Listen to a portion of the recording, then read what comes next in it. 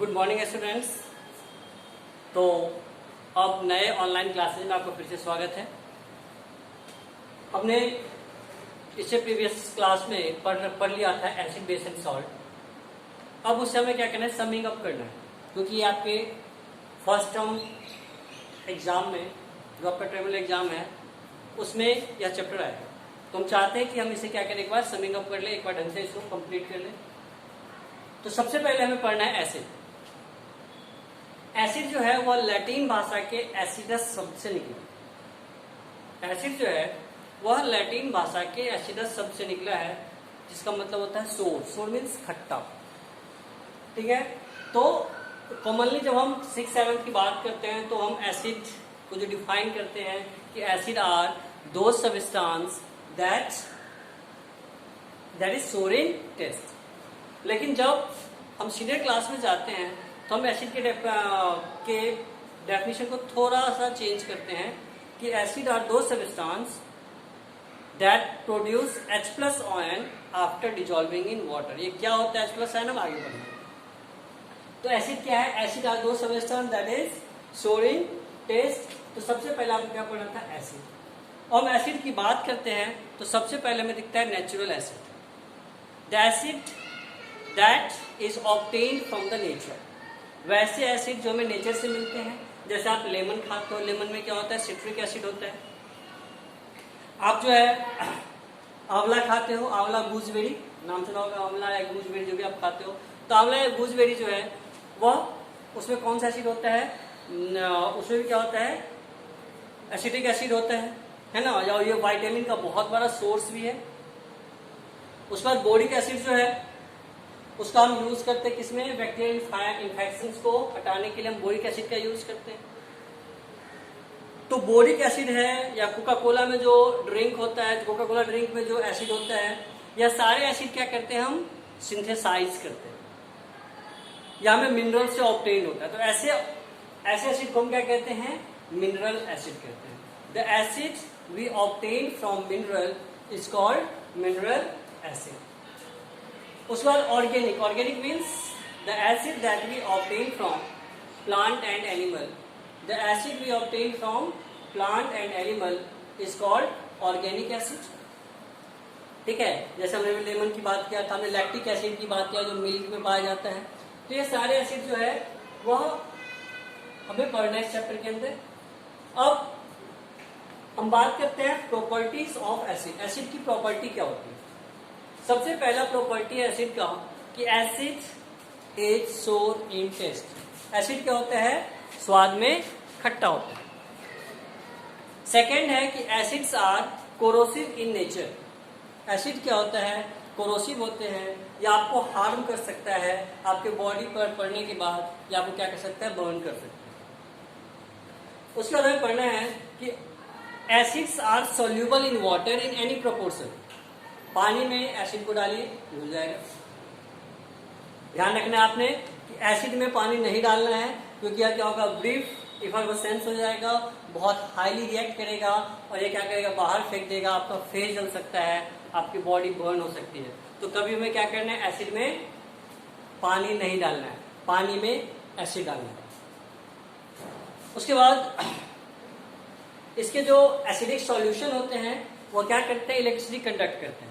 इसके acidic solution क्या करते हैं? एसिडिक सॉल्यूशन इलेक्ट्रिसिटी कंडक्ट करते हैं। मतलब it is a good conductor of electricity when it is aqueous solution. Next we have,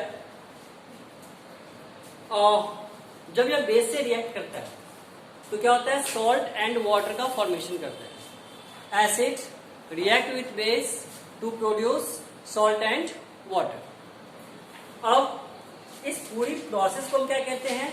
neutralisation reaction कहते हैं। क्या कहते हैं? न्यूट्रलाइजेशन रिएक्शन कहते हैं। न्यूट्रलाइजेशन रिएक्शन कहते हैं। जैसे हम एक एग्जांपल ले लेते हैं। जैसे हमारे पास है H2SO4 प्लस हम क्या करते हैं? एक बेस ले लेते हैं। जैसे हम कोई सा बेस ले लें, NaOH, ये इससे रिएक्ट करेगा। तो क्या बनाएगा ये Na2SO4 प्लस 2H2O। मतलब यह क्या हो जाएगा Na2SO4, ये क्या करेगा, एक सॉल्ट हो गया और ये क्या हो गया वाटर। जब कभी भी कोई भी एसिड किसी भी बेस से रिएक्ट करेगा तो क्या बनाएगा, सॉल्ट और वाटर बनाएगा। अब हम बात करते हैं कुछ कॉमन एसिड जिसे हम अपने डेली लाइफ में क्या करते हैं, बहुत ज्यादा यूज करते हैं। जैसे हम बात करते हैं HCl हाइड्रोक्लोरिक एसिड, H2SO4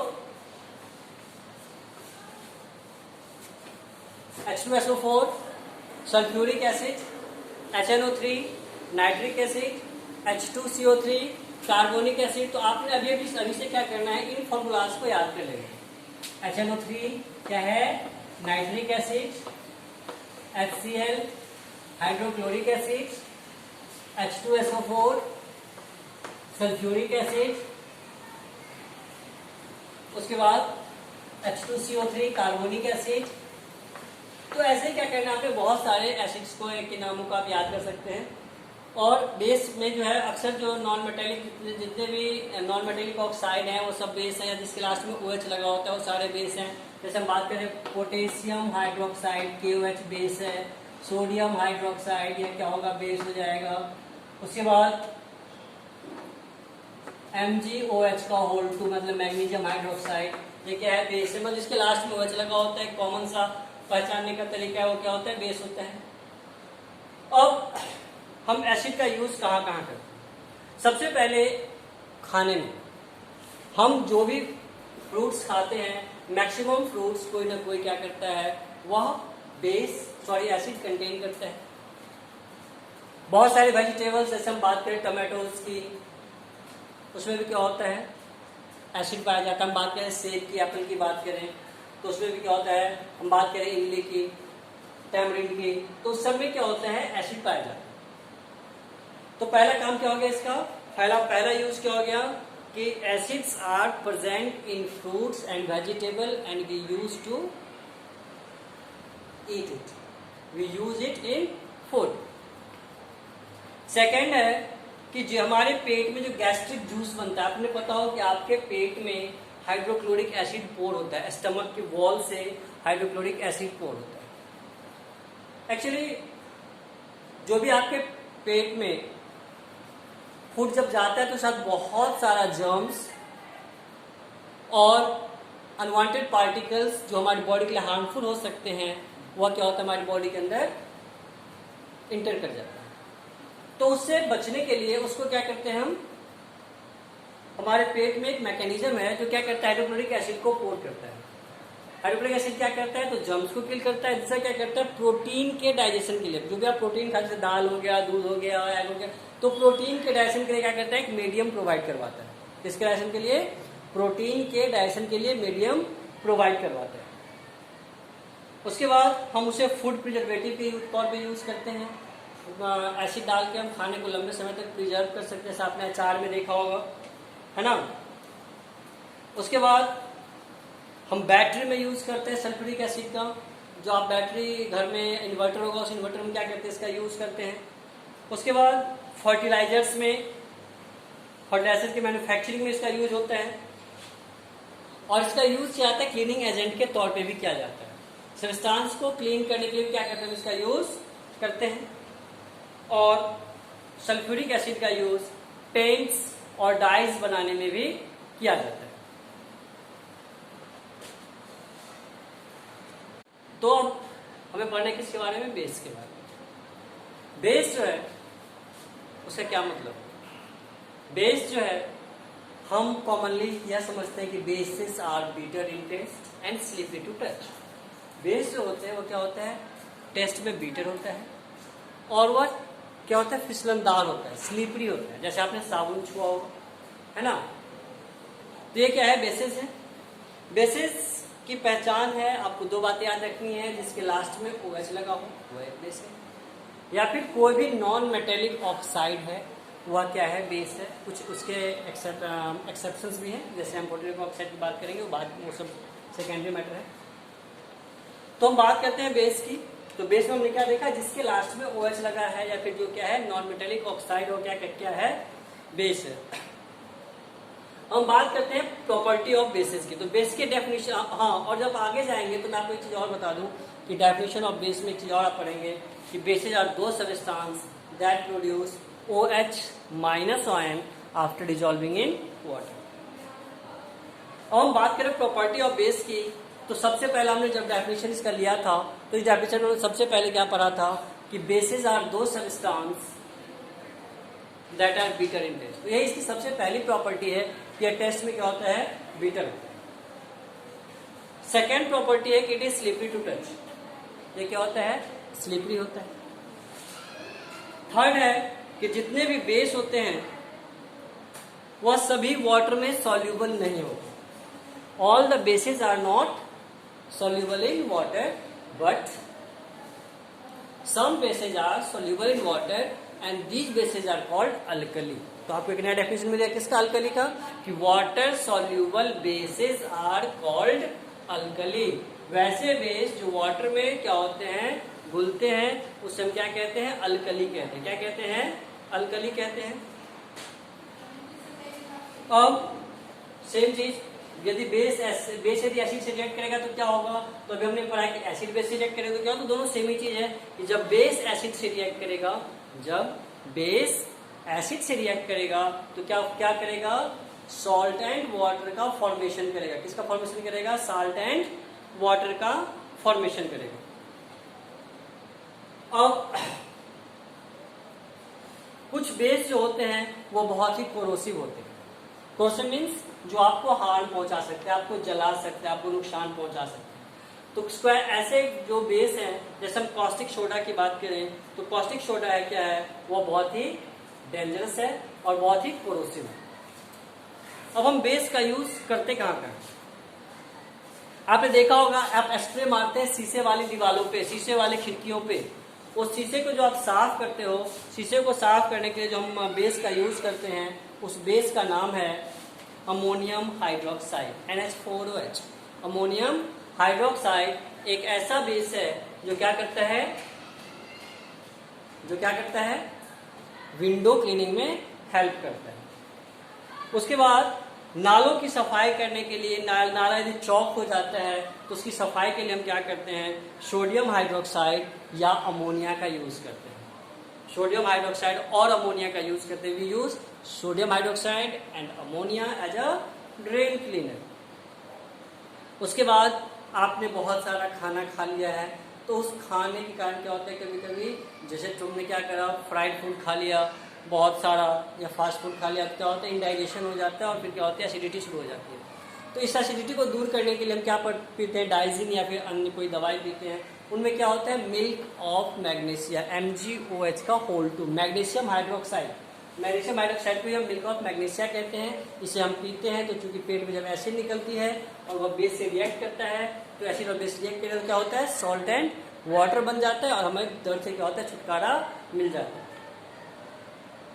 अब कुछ ऐसे भी बेस हैं जो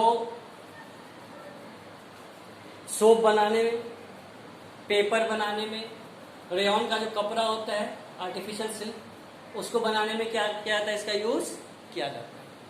अब हम बात करेंगे इंडिकेटर की। इंडिकेटर है क्या, तो इंडिकेटर वैसे सब्सटेंस है, indicator are the substance that, indicator are the substance that shows the presence of acid or base, that shows the presence of acid or base। Indicator वैसे सब्सटेंस है जो acid और base के presence को क्या करते हैं, शो करते हैं। अब हम बात करते हैं, सबसे पहले हमारे पास जब इंडिकेटर की बात करते हैं सबसे पहले पास क्या है, natural indicator. The indicator we obtain from nature is called natural indicator. अब नेचुरल इंडिकेटर की बात करें तो सबसे पहले हमें क्या दिखता है, टर्मरिक, हल्दी। हल्दी जो है वो आपके किचन में एक इसेंशियल स्पाइसेस के तौर पे यूज किया जाता है। अब तो हम कैसे समझें कि टर्मरिक क्या एक इंडिकेटर है, तो हम देखेंगे कि जब आप क्या कहते हैं, कपड़े पे टर्मरिक कहीं गिर जाता है, आप उस पर सोप लगाते हो तो क्या हो जाता है, वो रेड हो जाता है। अर्थात से कलर चेंज हो जाता है और ये बताता है कि सोप क्या है, एक बेस है। तो ये क्या करता है, तो मैंने क्या पढ़ा अभी इंडिकेटर के लिए, तो जो एसिड और बेस के प्रेजेंस को शो करता है। तो जो आपने लगाया बेस को किसके ऊपर, मसाले के ऊपर, उसका कलर क्या हो गया, चेंज हो गया। ठीक है, तो इसका मतलब क्या है, यह एक इंडिकेटर है। रेड कैबेज का जूस भी जो है उसका भी यूज किया जाता है एसिड और बेस को पता करने के लिए। यदि हम उसको डालते हैं रेड कैबेज को किसी हाईली एसिडिक सब्सटेंस में, तो क्या हो जाता है, वो सब्सटेंस रेड में चेंज हो जाता है। और न्यूट्रल सॉल्यूशन में डालते हैं तो क्या होता है, ये पर्पल हो जाता है। न्यूट्रल सॉल्यूशन में क्या हो जाता है, पर्पल। और जब हम इसे क्या करते हैं, बेस में डालते हैं, तो बेस में डालने के बाद क्या होता है, ये ग्रीनिश येलो हो जाता है। आपको केवल इसे कलरिंग याद रखनी है, कौन से कलर में चेंज हो जाता है। हमने क्या पढ़ा, रेड कैबेज हाईली एसिडिक में क्या हो गया, रेड भी रह गया। बेस में क्या हो गया, ये जो बेस था उसमें क्या हो गया, ग्रीनिश। ये क्या हो गया, ग्रीनिश कलर में चेंज हो गया, नहीं ग्रीनिश येलो कलर में चेंज हो गया। और न्यूट्रल में पर्पल कलर में चेंज हो गया। अब हम बात करते हैं लिटमस की। लिटमस पेपर या लिटमस सॉल्यूशन आपने यूज किया होगा। जो रेड लिटमस पेपर होता है वो बेस में डालने के बाद क्या होता है, ब्लू हो जाता है। और ब्लू लिटमस पेपर एसिड में डालने के बाद क्या हो जाता है, रेड हो जाता है। ठीक है, अब जो न्यूट्रल लिटमस पेपर होता है वो एक्चुअली क्या होता है, पर्पल इन कलर होता है। क्या होता है, पर्पल इन कलर होता है। अब हम बात करें चाइना रोज की। चाइना रोज जिसे आप लोग अड़हुल का पौधा कहते हैं, यह चाइना रोज जो है वो भी क्या करता है, एसिड और बेस के प्रेजेंस को शो करता है। जब इसे हम एसिडिक सॉल्यूशन में डालते हैं तो यह कैसा दिखता है, डार्क पिंक दिखता है। क्या दिखता है, डार्क पिंक। और जब उसे बेस में डालते हैं तो ये ग्रीन में चेंज हो जाता है। तो हमने क्या पढ़ा कि बहुत सारे नेचुरल सब्सटेंस हैं जो हमें एसिड और बेस को पहचानने में क्या करते हैं, मदद करते हैं। अब बात करते हैं सिंथेटिक इंडिकेटर की। तो सिंथेटिक इंडिकेटर में आपने नाम सुना होगा फेनोल्फिथालीन। आपके लैब में है, जब हम प्रैक्टिकल करेंगे तो हम इसको देखेंगे। तो फिनोल्फिथालीन सॉल्यूशन, ये जो फिनोल्फिथालीन सॉल्यूशन है वह एसिड और बेस के प्रेजेंस को क्या करता है, शो करता है। उसके बाद मिथाइल ऑरेंज, तो ये सब क्या है, सिंथेटिक इंडिकेटर है। अब हम बात करते हैं किसकी, यूनिवर्सल इंडिकेटर की बात करते हैं। जो यूनिवर्सल इंडिकेटर है वह क्या करता है, यह भी अलग अलग कलर रेंज शो करता है एसिड और बेस के साथ। इसके बाद आप देख रहे हो कि हमें पढ़ना क्या है, न्यूट्रलाइजेशन रिएक्शन।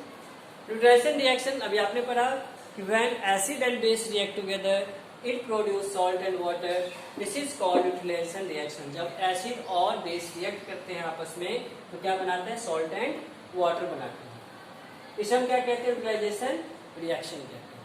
तो क्या इसका कोई फायदा हमारे लाइफ में, बिल्कुल है, और बहुत सारे फायदे हैं। अब उन सारे फायदों के बारे में आपको बताते हैं। देखो बेटा, अब हम न्यूट्रलाइजेशन रिएक्शन का डेली लाइफ में क्या यूज है उसके बारे में पढ़ेंगे।